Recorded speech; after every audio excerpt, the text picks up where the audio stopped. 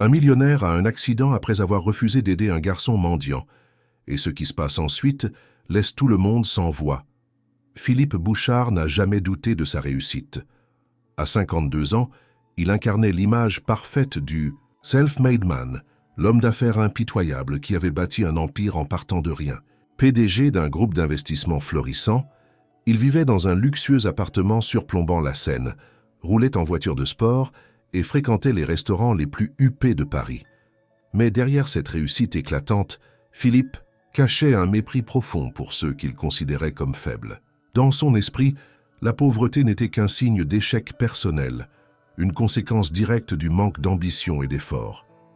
Ce soir-là, il sortait d'un dîner d'affaires au Meurice, un des restaurants les plus prestigieux de la capitale. Le repas avait été exquis, et l'accord conclu ce soir promettait de gonfler encore davantage ses bénéfices. Satisfait, il descendit les marches du restaurant, son manteau en cachemire soigneusement ajusté sur ses épaules. Son chauffeur l'attendait, mais Philippe préférait conduire lui-même lorsqu'il s'agissait de tester les capacités de son dernier bolide. Alors qu'il s'approchait de son véhicule, une petite voix s'éleva à côté de lui. « Monsieur, s'il vous plaît. » Philippe s'arrêta net. Il tourna légèrement la tête et aperçut un enfant pieds nus sur le pavé froid, les joues creusées par la faim. Il ne devait pas avoir plus de 9 ans. Ses vêtements en lambeaux témoignaient d'une vie passée dans la rue. « J'ai faim. Est-ce que vous pourriez m'aider? Juste un peu de nourriture ?» Philippe le regarda avec froideur. Il n'y avait pas de colère ni de pitié dans son regard, seulement une indifférence absolue. « Désolé, gamin, mais je ne fais pas la charité. Si tu veux manger, trouve un moyen de te rendre utile. » L'enfant, que Philippe apprendrait plus tard à connaître sous le nom de Louis, ne répondit pas tout de suite. Ses grands yeux brillants le fixaient, comme s'il tentait de comprendre comment un homme si riche pouvait être si insensible. Philippe, quant à lui, détourna le regard sans le moindre remords et ouvrit la porte de son véhicule. Avant de s'installer derrière le volant, il jeta un dernier coup d'œil au garçon. Celui-ci baissa la tête et recula, comprenant que ses supplications étaient inutiles. Le moteur rugit et Philippe s'éloigna rapidement, laissant derrière lui le restaurant illuminé, le garçon dans l'ombre et la ville qui continuait de vibrer sous les lumières de la nuit. Il n'y pensa plus. Après tout, ce n'était pas son problème. Ce qu'il ignorait, c'est que cette rencontre anodine était sur le point de bouleverser sa vie de la manière la plus brutale et inattendue qui soit.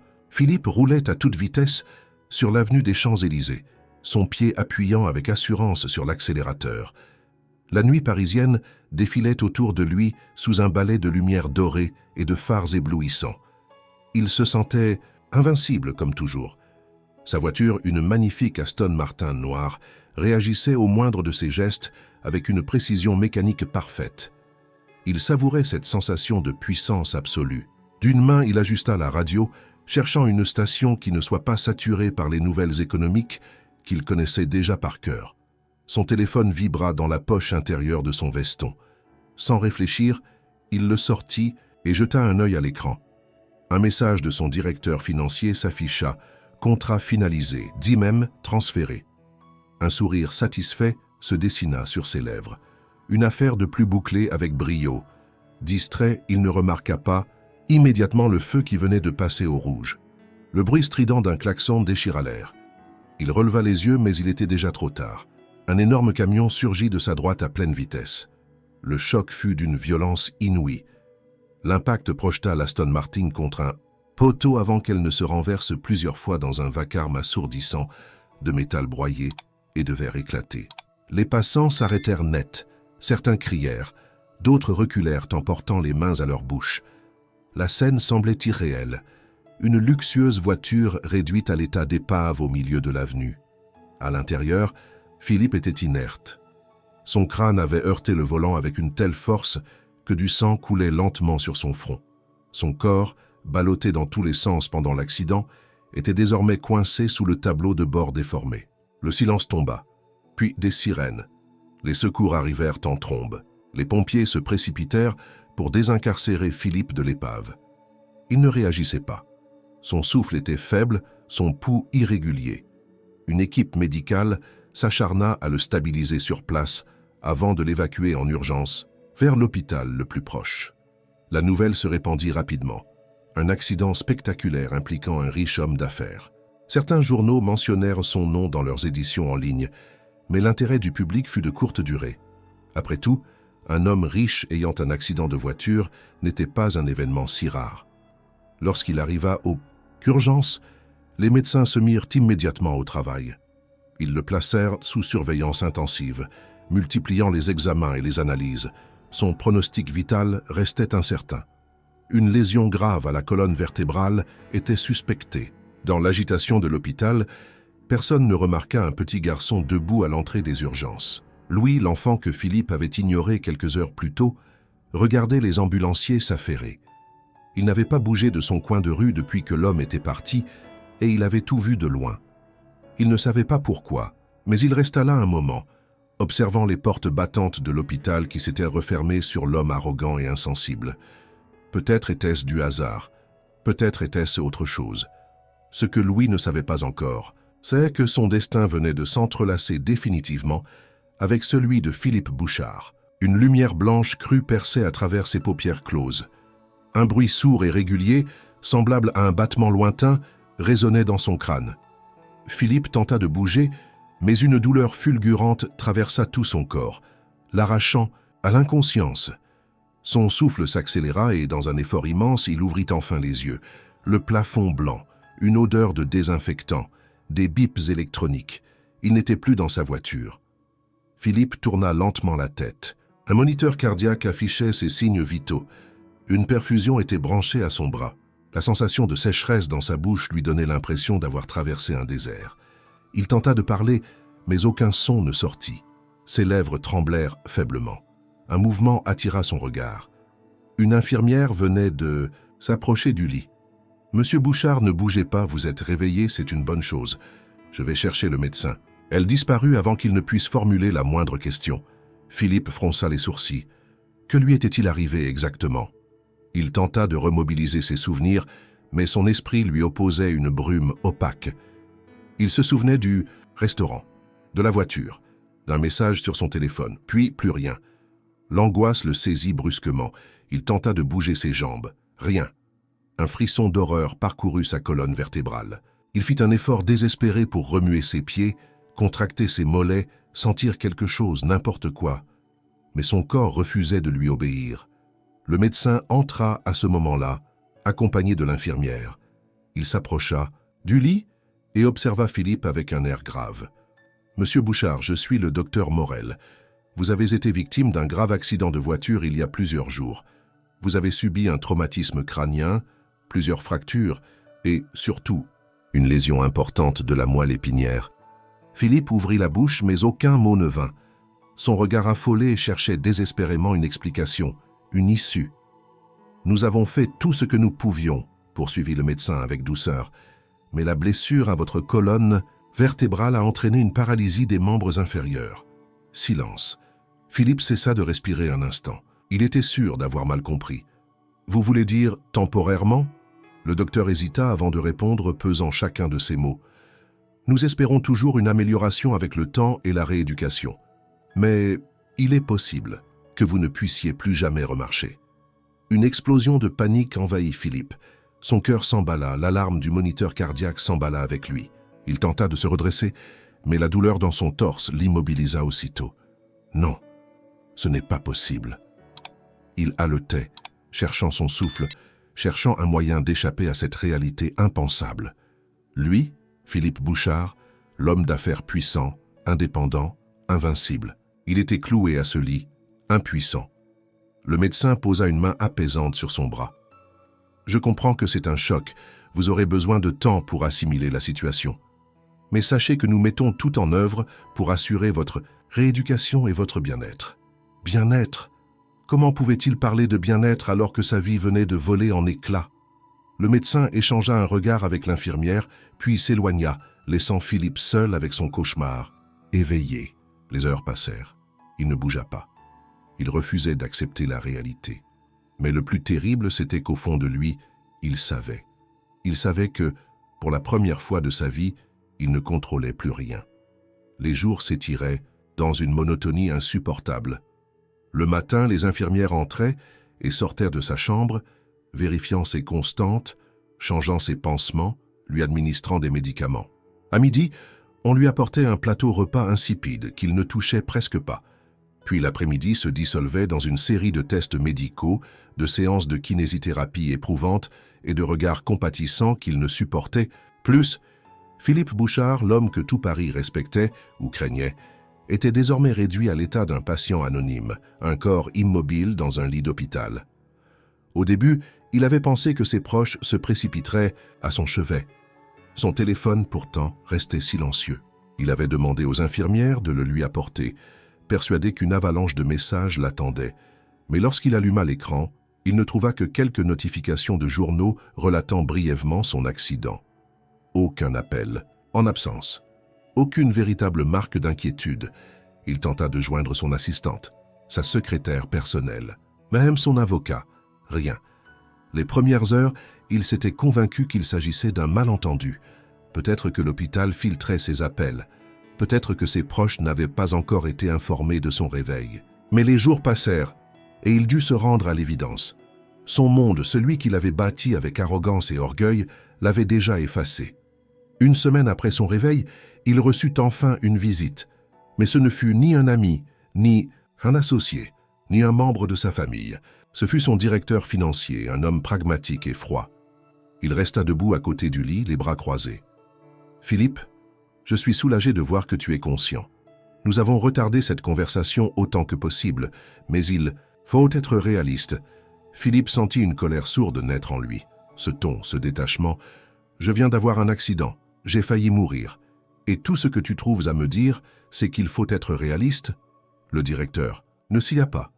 Justement, l'entreprise ne peut pas se permettre d'attendre indéfiniment. Le conseil d'administration a voté pour ton remplacement temporaire. Philippe écarquilla les yeux. Remplacement temporaire? Jusqu'à nouvel ordre, oui. Nous devons préserver la stabilité de la société. Les actionnaires sont inquiets. Un goût amer envahit la bouche de Philippe. Son empire, celui qu'il avait dirigé d'une main de fer pendant des années, ne lui appartenait déjà plus. « Qui ?» demanda-t-il d'une voix rauque. Le directeur hésita un instant, avant de répondre « Antoine Delacroix ». Philippe serra les poings. Antoine Delacroix, son bras droit depuis 15 ans. Un homme qu'il avait pris sous son aile, formé, façonné. Il n'était pas seulement un collègue, mais un confident, un héritier potentiel. « Je vois », murmura-t-il. Le directeur financier lui tendit un dossier. « Voici les termes de la transition. Nous avons essayé de limiter les dégâts, mais tu dois comprendre que les choses avancent vite dans notre milieu. » Philippe ne prit même pas la peine de lire les documents. Il détourna le regard, fixant un point invisible sur le mur blanc de sa chambre. « Sors d'ici !» Le directeur ne discuta pas. Il hocha simplement la tête et quitta la pièce, refermant la porte derrière lui. Le silence retomba. Philippe sentit sa gorge se serrer. Une boule de rage, d'injustice et d'impuissance lui nouait l'estomac. Il n'avait plus d'entreprise, plus de rôle à jouer dans le monde qu'il dominait autrefois. Et ce n'était que le début. Quelques jours plus tard, sa sœur lui rendit enfin visite. « Philippe » murmura-t-elle en entrant visiblement mal à l'aise. Elle était bien habillée, comme toujours, son manteau en laine parfaitement ajusté sur ses épaules. Mais son regard fuyait le sien. « Claire » souffla-t-il, soulagé de voir enfin un visage familier. Elle s'approcha, posa une main hésitante sur le drap blanc qui recouvrait ses jambes inertes. « Comment te sens-tu » La question était stupide. Il n'avait plus de jambes. Il n'avait plus de vie. « Mal » répondit-il simplement. Elle hocha la tête comme si elle s'y attendait. « Philippe, je suis venu te voir, parce que je voulais te dire que je suis là. Mais... » Elle baissa les yeux. « Mais... » Un long silence s'installa. « Je ne pourrai pas être là tout le temps. J'ai ma vie, mes enfants, et je ne sais pas comment gérer. » Ça, il comprit immédiatement. Elle ne voulait pas de cette responsabilité. Elle voulait bien jouer son rôle de sœur inquiète, mais seulement à distance, sans trop s'impliquer. « Bien sûr, » murmura-t-il. Elle se leva, posa brièvement une main sur son épaule, puis disparut. Quand la porte se referma, Philippe sentit un vide abyssal l'engloutir. Il était seul, complètement seul. Le monde qu'il avait connu, ce monde de pouvoir, d'admiration et de respect, l'avait abandonné sans la moindre hésitation. Et pour la première fois de sa vie, Philippe Bouchard comprit ce que signifiait l'indifférence. le silence, était devenu le compagnon le plus fidèle de Philippe. Depuis la visite de sa sœur, personne n'avait franchi le seuil de sa chambre. Ni amis, ni collègues, ni même d'anciennes maîtresses que son argent attirait autrefois comme des papillons de nuit. Il passait ses journées à fixer le plafond ou à écouter les bruits du couloir, cherchant inconsciemment une preuve qu'il appartenait encore à ce monde. Mais rien ne venait. Un après-midi, alors qu'il somnolait à moitié sous l'effet des antidouleurs, un bruit différent capta son attention, un froissement discret, suivi d'un souffle léger. Quelqu'un était là. Philippe ouvrit lentement les yeux. Sur une chaise, juste à côté de son lit, un enfant était assis, le même garçon que celle nuit-là, le gamin qu'il avait ignoré. Philippe le fixa, incapable de comprendre. Son esprit embrumé tenta d'assembler les pièces du puzzle. Que faisait ce petit mendiant ici, dans une chambre d'hôpital privée où seuls les médecins et ses rares visiteurs étaient autorisés? Le garçon ne parlait pas. Il le regardait calmement, avec une sorte de curiosité tranquille. Il tenait, entre ses mains, un petit bol en plastique contenant un liquide fumant. Une odeur de soupe chaude flottait dans l'air. « Qu'est-ce que tu fais ici ?» réussit à articuler Philippe, la voix rauque. Le garçon ne répondit pas tout de suite. Il haussa simplement les épaules, comme si la réponse était évidente. « J'ai appris que vous étiez là. » Philippe plissa les yeux. « Comment ?»« Je suis passé devant l'hôpital plusieurs fois. J'ai entendu des gens parler d'un homme riche qui avait eu un accident. J'ai demandé à une infirmière. Il disait cela avec une telle simplicité que... » Philippe en fut déconcerté. « Et alors ?» Le garçon haussa de nouveau les épaules. « Je voulais voir comment vous alliez. » Philippe ne savait pas comment réagir. Il était persuadé que ce gamin venait le narguer, se réjouir de son malheur. Mais il n'y avait aucune moquerie dans ses yeux, seulement une sincérité désarmante. Le garçon posa le bol de soupe sur la petite table à côté du lit. « C'est pour vous, ajouta-t-il. » Philippe baissa les yeux vers le bol. L'odeur était tentante, surtout après des jours à repousser les repas fades de l'hôpital. Mais son orgueil le clouait au silence. « Tu crois que j'ai besoin de ta charité ?» lâcha-t-il sèchement. Le garçon ne se vexa pas. Il se contenta de le regarder avec calme. « Non, mais je sais ce que c'est d'avoir faim. » Ces mots frappèrent Philippe plus violemment qu'il ne l'aurait cru. Il sentit un frisson parcourir son échine. Le garçon se leva lentement, prêt à partir. « Je reviendrai demain », annonça-t-il simplement. Philippe ne répondit rien. Il regarda l'enfant sortir, laissant derrière lui la soupe et un silence étrange. Il jeta un coup d'œil au bol. Son estomac grogna légèrement. Il attendit quelques minutes, luttant contre lui-même.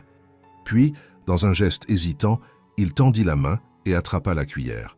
La soupe était encore tiède. Il prit une première, bouchée.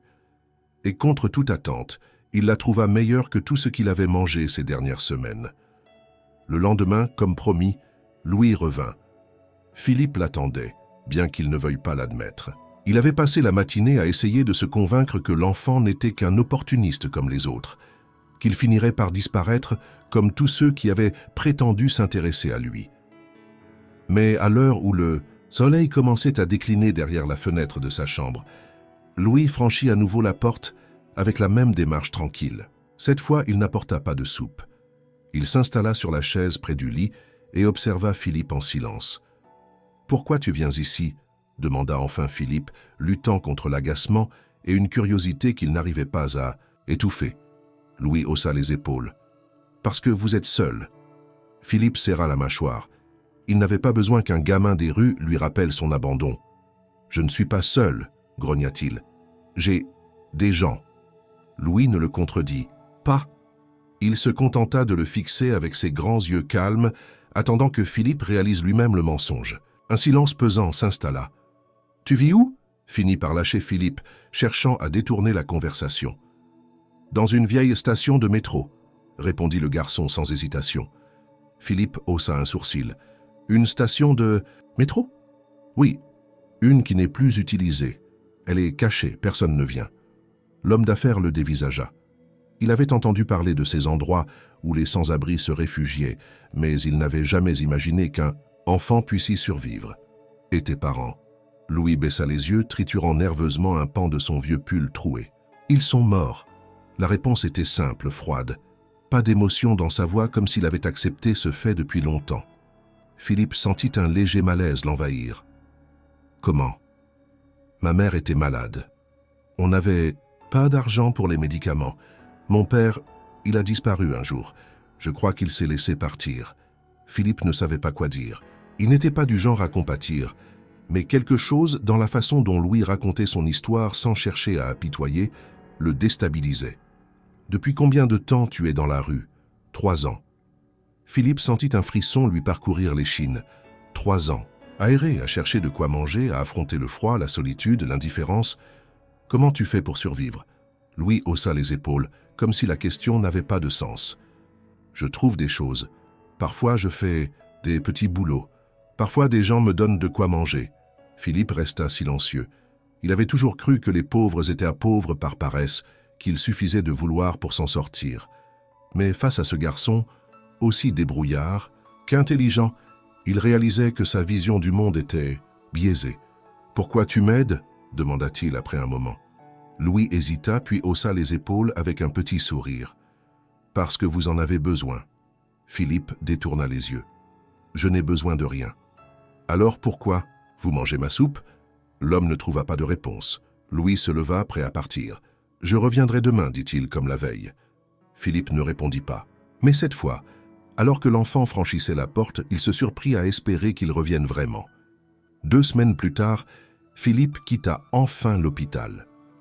Loin d'être un soulagement, ce retour à la maison fut un choc brutal. Son appartement de luxe, autrefois un symbole de puissance et de réussite, lui semblait désormais un piège. Chaque meuble, chaque escalier, chaque espace qu'il parcourait autrefois sans effort, était devenu un obstacle insurmontable. Il n'avait jamais imaginé à quel point une simple porte pouvait être une barrière. Son chauffeur l'aida à sortir du véhicule et à s'installer dans son fauteuil roulant. Dès qu'il franchit le seuil de son appartement, il sentit l'ampleur de sa nouvelle réalité. Son intérieur n'avait jamais été conçu pour quelqu'un dans son état. Le tapis épais rendait ses mouvements difficiles. Le plan de travail de la cuisine était trop haut. La salle de bain, avec sa douche exiguë et son rebord trop élevé, lui était quasiment inaccessible. Mais le pire fut son bureau. C'était là qu'il s'était toujours senti en contrôle, entouré de ses écrans, de ses dossiers, de ses décisions qui influençaient des millions d'euros. Mais à présent, ce bureau ne lui appartenait plus. Ses documents avaient été déplacés. Son ordinateur professionnel ne s'allumait plus, son accès ayant été révoqué par la direction de l'entreprise. Il tenta d'appeler son assistant personnel, mais tomba sur la messagerie. Il appela Antoine Delacroix, celui qu'il considérait autrefois comme un allié. « Philippe », répondit une voix hésitante après plusieurs tonalités. « Antoine, je veux un rendez-vous avec le conseil d'administration. » Un silence s'installa avant que Delacroix ne reprenne, plus froidement cette fois. « Philippe, écoute, ce n'est pas si simple. »« Pas si simple ?» rugit-il, son poing frappant le bras de son fauteuil. « C'est mon entreprise, Antoine. » « Ce n'était pas ton entreprise. Le conseil a décidé que ta convalescence rendait ton retour impossible. » Le sol sembla s'effondrer sous lui. « Impossible? Vous êtes en train de me virer? » Les actionnaires veulent de la stabilité. Ils ont voté. Ce n'est plus entre mes mains. Philippe sentit son souffle se bloquer. « Tu me dois tout, Antoine. »« Justement, Philippe, » répondit l'homme d'un ton amer. « Je t'ai regardé traiter les gens comme des pions pendant des années. Aujourd'hui, ces mêmes pions ont décidé qu'ils n'avaient plus besoin de toi. » Un silence glacial s'installa. « Bonne chance, Philippe, » conclut Antoine avant de raccrocher. Philippe resta figé, le téléphone tremblant entre ses doigts. On l'avait balayé comme un vulgaire dossier obsolète. Il aurait voulu hurler, détruire quelque chose, mais il était prisonnier de son propre corps. Cette impuissance était insupportable. Les jours suivants furent une descente aux enfers. Il ne savait plus quoi faire de ses journées. Chaque matin, il se réveillait avec la même sensation de vide. Son téléphone restait muet. Plus personne ne l'appelait pour des décisions importantes. Ses mails professionnels étaient ignorés. Même ses comptes bancaires, autrefois débordants, commençaient à s'amenuiser à cause des frais médicaux exorbitants et des avocats qu'il avait engagés pour récupérer son entreprise. Sa propre famille n'appelait presque plus. Il avait bâti son empire avec une discipline de fer, en croyant que la puissance financière garantissait le respect et la loyauté. Mais il découvrait maintenant une vérité bien plus cruelle. L'argent ne servait plus à rien, quand on était devenu inutile. Un soir, alors qu'il se noyait dans son désespoir, un bruit familier se fit entendre à sa porte. Philippe roula jusqu'à l'entrée et ouvrit. Louis était là. « Vous avez l'air encore plus triste qu'avant », observa l'enfant. Philippe le fixa un instant avant d'éclater d'un rire amer. « Tu es plus perspicace que la moitié des gens que j'ai côtoyés en affaires. » Louis entra sans attendre d'invitation et posa un petit sac en papier sur la table basse. « J'ai ramené des croissants. » Philippe haussa un sourcil. « D'où tu tiens de l'argent pour acheter ça ?»« Je l'ai gagné. » Philippe n'insista pas. Il ne savait toujours pas pourquoi ce gamin revenait chaque jour, mais au fond de lui, il appréciait sa présence. Louis s'installa sur le canapé et mordit dans son croissant, observant Philippe avec une attention tranquille. « Vous allez rester ici tout le temps ?» Philippe haussa les épaules. « Je ne peux pas aller bien loin. »« Pourquoi pas ?» L'homme roula des yeux. « Parce que je suis coincé dans cette foutue chaise. » Louis haussa les sourcils puis pointa la porte d'un signe de tête. « Venez avec moi demain. » Philippe éclata de rire. « Où ça? Dans ton tunnel de métro abandonné? Peut-être. Ou ailleurs. » Philippe secoua la tête, exaspéré. « Je n'ai rien à faire dehors. » Louis mâchonna un morceau de croissant avant de répondre doucement. « Moi, je croyais que vous n'aviez plus rien à faire ici. » Philippe ouvrit la bouche pour répliquer, mais aucun mot ne vint. Le silence s'installa, lourd de sens. Il baissa les yeux vers son fauteuil roulant, puis vers la porte. Et pour la première fois, il se demanda s'il n'avait pas, en effet, quelque chose à voir dehors. Le lendemain matin, Philippe hésita longuement avant de quitter son appartement. Il observa la porte d'entrée comme une frontière invisible, un seuil qu'il n'avait plus franchi depuis son retour. Louis, lui, attendait patiemment dans l'entrée, comme s'il n'y avait aucun doute que Philippe finirait par céder. « Vous avez peur ?» demanda le garçon. « Je n'ai peur de rien », grogna Philippe, plus pour se convaincre lui-même que pour lui répondre. Il prit une grande inspiration et poussa les roues de son fauteuil. Lorsqu'il franchit enfin le seuil, un vent frais caressa son visage. La rue s'étendait devant lui, immense, bruyante, intimidante. Louis le guida à travers les trottoirs, bondés de Paris. Philippe se rendit vite compte que ce qui lui semblait autrefois anodin était maintenant un calvaire. Chaque pavé mal ajusté, chaque bordure, chaque passage piéton devenait un obstacle insurmontable. Mais le pire était le regard des gens. Avant, on s'écartait sur son passage, on le saluait avec respect, parfois même avec crainte. Maintenant, il n'était plus qu'un fauteuil roulant anonyme au milieu de la foule pressée. Il surprit des regards furtifs, certains emplis de pitié, d'autres d'indifférence totale. Des passants le contournaient comme un vulgaire obstacle. Une femme, en téléphonant, faillit le bousculer et ne s'excusa même pas. « Tu avais raison », murmura Philippe après un long silence. Louis tourna la tête. « À propos de quoi? Personne ne regarde vraiment ceux qui sont en bas. » Le garçon ne répondit rien. Il se contenta d'un léger sourire comme si cette révélation était une évidence. Ils marchèrent, ou plutôt roulèrent, encore quelques minutes, jusqu'à arriver à une petite place où des sans-abri étaient installés. Certains dormaient sur des cartons, d'autres partageaient un maigre repas, d'autres encore jouèrent de la musique dans l'espoir d'une pièce. Philippe sentit une boule se former dans sa gorge. Il n'avait jamais réellement regardé ces gens. Pour lui, ils n'existaient pas, ils n'étaient que des ombres au bord des rues qu'il fréquentait. Louis s'approcha d'un vieil homme assis sur un banc et lui tendit un petit sac de nourriture. « Tiens, Maurice, j'ai gardé ça pour toi. » Le vieil homme leva des yeux fatigués vers le garçon et lui sourit avec reconnaissance. « Merci, gamin, tu es un ange. » Philippe observa la scène sans un mot. Louis n'avait rien, et pourtant, il partageait. « Pourquoi tu fais ça ?» finit-il par demander. Louis haussa les épaules. « Parce que je sais ce que c'est d'avoir besoin d'aide. » Philippe détourna le regard. Cette phrase résonna en lui d'une manière qu'il ne comprenait pas encore. Ils restèrent sur la place un moment. Philippe, silencieux, regardait ce monde qu'il n'avait jamais voulu voir. Il commençait à comprendre.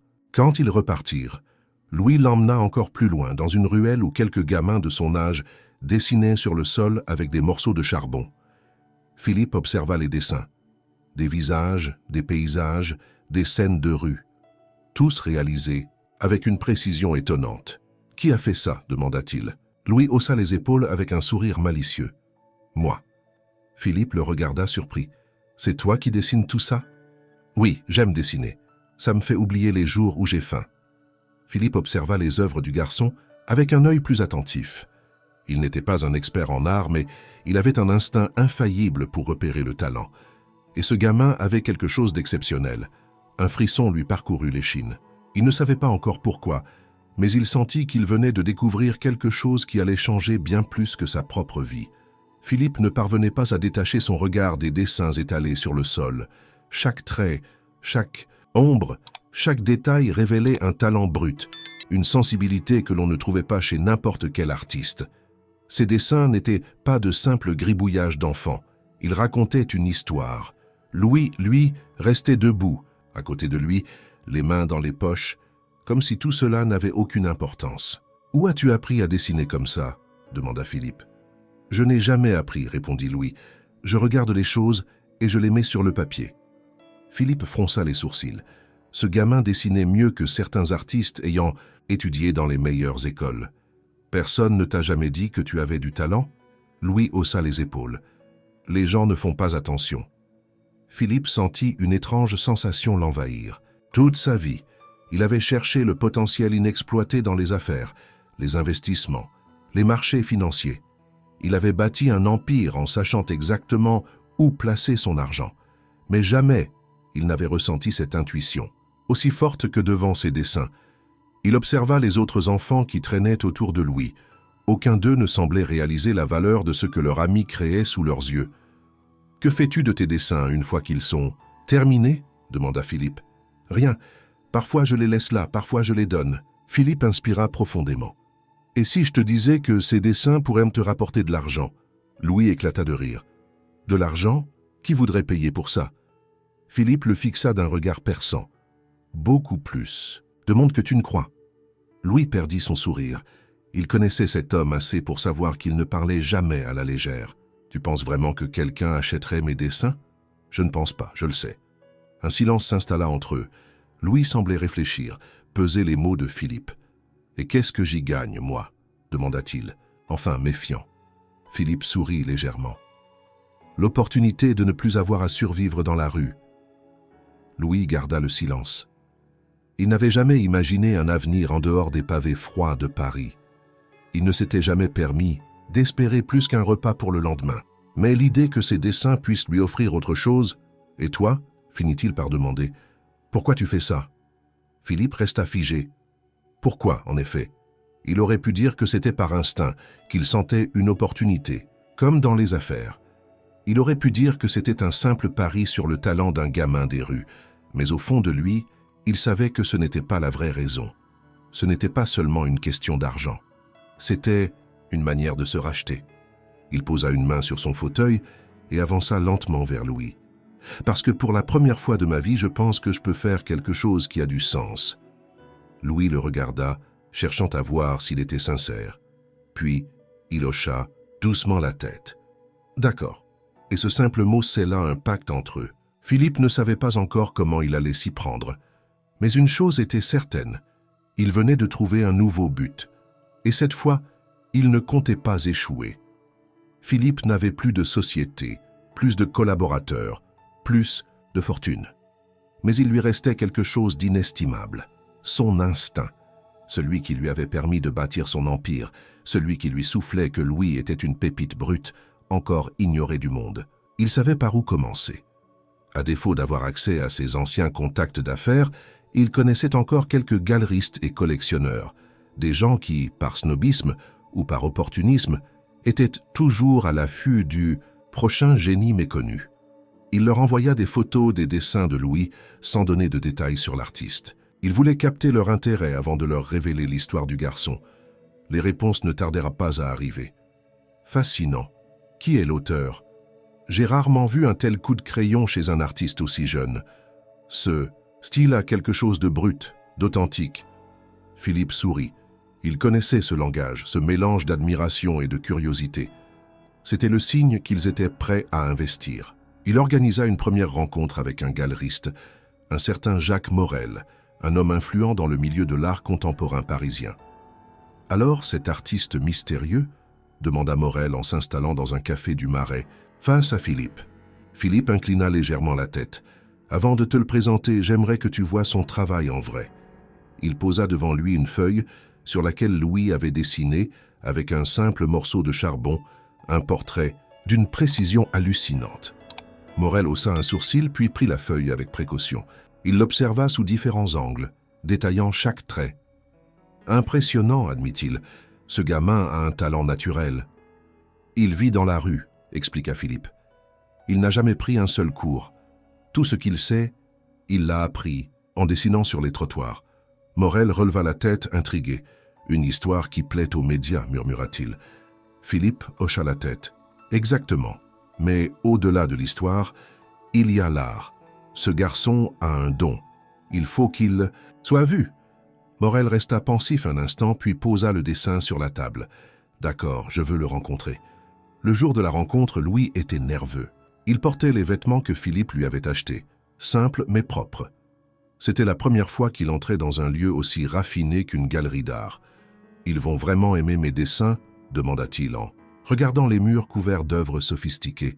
« Ils les aiment déjà » répondit Philippe avec assurance.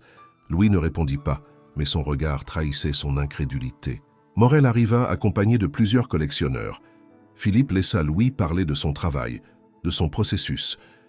Au début, le garçon était hésitant, mal à l'aise sous leur regard scrutateur.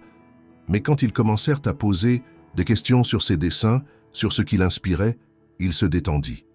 Il leur parla des visages qu'il croisait dans la rue, de la lumière de la ville, des expressions qu'il aimait capturer. Morel écouta avec attention, hochant la tête de temps en temps. Puis il se tourna vers Philippe. « On organise une exposition », Philippe sourit. « Bonne décision. » La première exposition de Louis eut lieu dans une petite galerie du quartier Saint-Germain. Ce fut un succès immédiat. Les journalistes s'emparèrent de l'histoire du garçon des rues devenu artiste. Les visiteurs affluèrent, intrigués par cette découverte inattendue. Et plus important encore, les œuvres commencèrent à se vendre. Certaines d'abord à des prix modestes. Puis en quelques semaines, leur valeur explosa. Les collectionneurs les plus influents s'arrachaient les dessins de Louis, fascinés par son talent et son parcours hors du commun. Louis, lui, avait du mal à y croire. « Il paie vraiment tout cet argent pour mes dessins ?» Philippe hocha la tête, fier. Et ce n'est que le début. Louis regarda l'effervescence autour de lui, les journalistes, les amateurs d'art qui murmuraient son nom. Pour la première fois de sa vie, il n'était plus invisible. Et tout cela grâce à un homme qui, quelques semaines plus tôt, l'avait ignoré dans la rue. Le succès de Louis dépassa toutes les attentes. En quelques semaines, son nom circulait dans les milieux artistiques comme une révélation. Les médias racontaient son histoire avec fascination. De la rue aux galeries, l'enfant prodige qui bouleverse le monde de l'art, un talent brut découvert par hasard. L'incroyable ascension de Louis, l'artiste que personne n'avait vu venir. Les ventes explosèrent. Ces dessins, qui n'étaient autrefois que des traces éphémères sur le pavé parisien, se retrouvaient maintenant encadrés dans des appartements luxueux. Certains atteignaient des prix que même Philippe n'aurait pas imaginés. Et pourtant, malgré l'effervescence autour de lui, Louis restait le même. Il continuait à dessiner avec la même simplicité, sans se soucier de la valeur marchande de son travail. Mais une chose pourtant changea. Il n'oublia pas Philippe. Un après-midi, alors que Philippe s'habituait peu à peu à sa nouvelle vie, Louis entra chez lui avec une enveloppe en main. « Tiens !» Philippe prit l'enveloppe et l'ouvrit lentement. À l'intérieur, un chèque, un montant à 6 chiffres. Il releva la tête, incrédule. « Qu'est-ce que c'est que ça ?» Louis croisa les bras, un sourire malicieux aux lèvres. « Mon premier vrai investissement. » Philippe fronça les sourcils. « Je ne comprends pas. Tout ce que j'ai. Aujourd'hui, c'est grâce à toi, » expliqua Louis. « Alors, j'ai pensé que c'était mon tour de t'aider. » Philippe sentit un frisson lui parcourir l'échine. Toute sa vie, il avait vu l'argent comme une arme, comme un levier de pouvoir. Mais jamais il n'avait imaginé que quelqu'un puisse lui en offrir sans rien attendre en retour. « Je n'ai pas besoin de ta charité, Louis, » grogna-t-il, mal à l'aise. Louis roula des yeux. « Ce n'est pas de la charité, c'est un investissement. » Philippe resta silencieux. « Je veux que tu utilises ça pour toi, pour récupérer ta vie. » Philippe ouvrit la bouche pour protester, mais aucun mot ne vint. Il baissa les yeux sur le chèque, le poids de la situation s'écrasant sur lui. Lui, l'ancien magnate des affaires, dépendait maintenant de la générosité d'un enfant qu'il avait méprisé. Mais pour la première fois, cette idée ne lui semblait plus insupportable. Grâce à l'argent de Louis, Philippe entreprit quelque chose qu'il n'aurait jamais cru possible. Il consulta les meilleurs spécialistes et apprit qu'une opération expérimentale, combinée à une rééducation intensive, pouvait lui offrir une chance de remarcher. Ce n'était pas garanti, et les résultats prendraient des mois, voire des années. Mais c'était une opportunité. Il hésita longtemps. Il avait toujours cru que sa force venait de son contrôle absolu sur sa vie. Désormais, il devait apprendre à accepter l'aide des autres. Finalement, il prit sa décision. L'opération eut lieu quelques semaines plus tard. Puis commencèrent des mois de rééducation acharnée. Chaque mouvement était une épreuve. Chaque tentative de se lever était une lutte. Mais il ne lâcha rien. Pas cette fois. Louis venait le voir presque tous les jours, l'encourageant avec un mélange de patience et d'humour. « Vous avez déjà grimpé des montagnes plus hautes que ça, non ?» Philippe riait, même si la douleur le déchirait. « Je crois que c'est la première fois que je grimpe quelque chose, sans utiliser mon argent. » Petit à petit, il reprenait des forces. Il sentait ses muscles réapprendre. Il tombait, se relevait, tombait encore. Mais à chaque chute, il sentait une nouvelle certitude grandir en lui. Un jour, après des mois d'efforts, il parvint à se tenir debout sans aide pendant quelques secondes. Il sentit son cœur exploser dans sa poitrine. Il n'était pas encore guéri. Il lui restait un long chemin à parcourir, mais il savait désormais qu'il allait y arriver. Et tout cela grâce à un enfant qu'il avait autrefois ignoré. Les mois passèrent. Chaque jour était une lutte, chaque pas une victoire.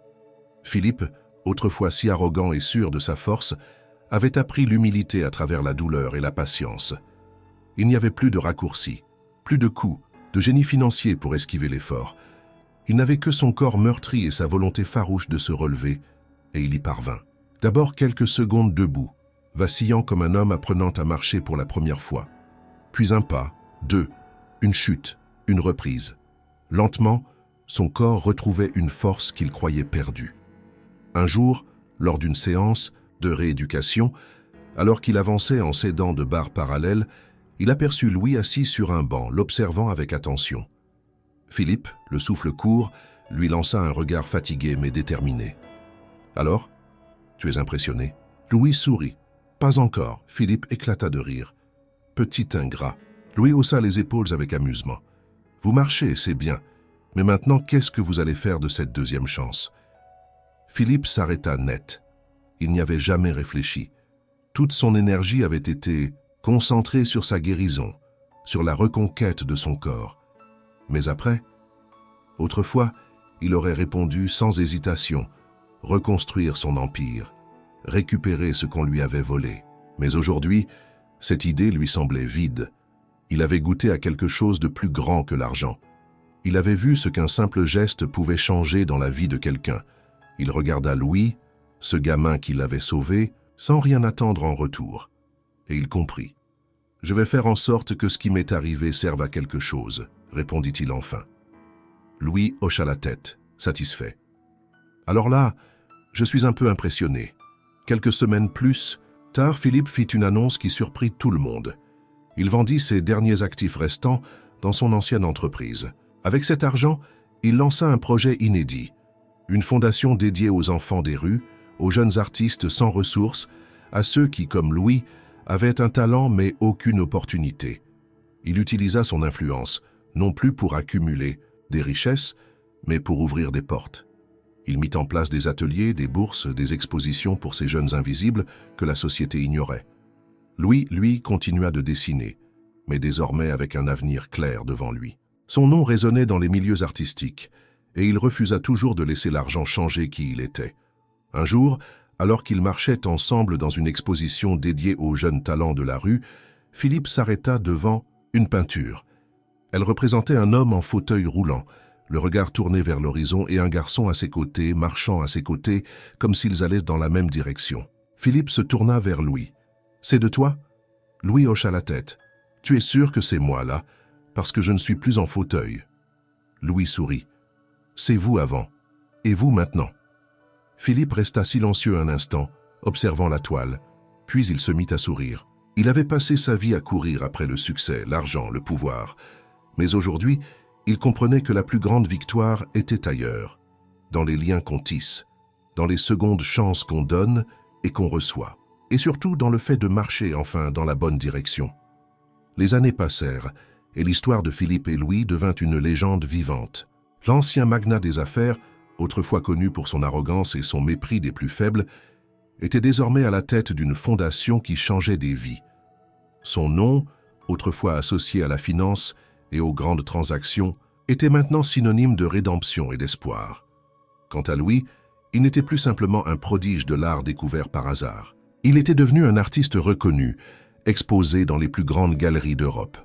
Mais malgré son succès, il ne quitta jamais vraiment la rue. Pas pour y vivre, bien sûr, mais pour aider ceux qui, comme lui autrefois, dessinaient sur les trottoirs en attendant qu'on les remarque. Un soir, alors qu'ils dînaient ensemble dans un petit restaurant, loin des lieux mondains que Philippe fréquentait autrefois, Louis posa sa fourchette et observa l'homme qui lui faisait face. « Vous avez changé, dit-il avec un sourire. » Philippe haussa un sourcil. « Ah bon ? Oui. Avant, vous pensiez que la richesse était la seule chose qui comptait. Maintenant, vous avez quelque chose de bien plus précieux. » Philippe prit une gorgée de vin avant de répondre. « Et qu'est-ce que j'ai selon toi ?» Louis le regarda droit dans les yeux. « Des gens qui tiennent vraiment à vous. » Un silence s'installa. Philippe baissa les yeux un instant, laissant ces mots résonner en lui. Il repensa à sa vie d'avant, aux soirées luxueuses, aux contrats signés avec indifférence, aux amis de circonstance qui avaient tous disparu au premier signe de faiblesse. Puis il regarda Louis, ce garçon qu'il avait ignoré autrefois et qui pourtant avait été le premier à lui tendre la main quand il était tombé.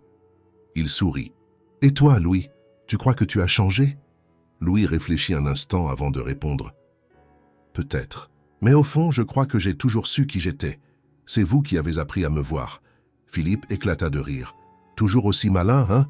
J'ai eu un bon professeur. » Ils trinquèrent en silence, unissant dans ce simple geste les deux mondes qu'ils représentaient autrefois. Le puissant homme d'affaires et l'enfant des rues, l'homme qui avait tout perdu et le garçon qui n'avait jamais rien eu. Deux êtres que tout opposait, mais que le destin avait réunis pour écrire une histoire que personne n'aurait pu prévoir. Et cette histoire n'était pas seulement la leur, c'était celle de toutes les secondes chances, celle de ceux qu'on ignore mais qui finissent par briller, celle qui prouvait que parfois le plus grand des trésors n'était pas l'argent, mais la main qu'on tendait à quelqu'un d'autre.